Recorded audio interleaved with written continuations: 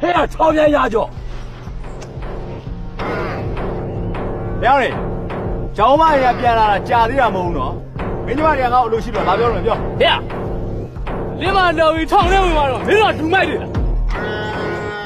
ဒုက္ခပဲဒီကောင်တွေတော့ငယ်လို့ဒီကိုဒုံးမပြေးဘူး လူမိုက်ဟုတ်မဟုတ်သိရှင်လို့လေအမိမိမှာထိုင်နေစအိုဓာတ်နဲ့အချိုးခံတဲ့ကောင်မေးလိုက် ဒုက္ခပဲဒီကောင်တွေတော့အသက်နှုတ်ခံရတော့မှာပဲကိုကကြောနေကျုပ်တော့ရှင်းလိုက်မယ်ဒီကိစ္စကို နေသားပါဟဲ့အောက်ဝိုင်းပြင်ကောင်းတာမဟုတ်ထိုင်ကြီးနေပွဲရောက်ဒါလေးခဏခိုင်း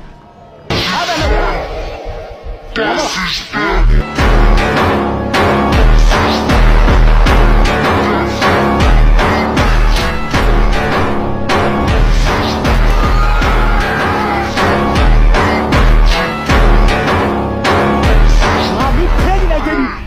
့ရတယ်တိစုမဘူးကွာငါမြည်ချင်းဆန်ငါ့ကိုလာပြီးတော့မီးတောက်ပါပဲ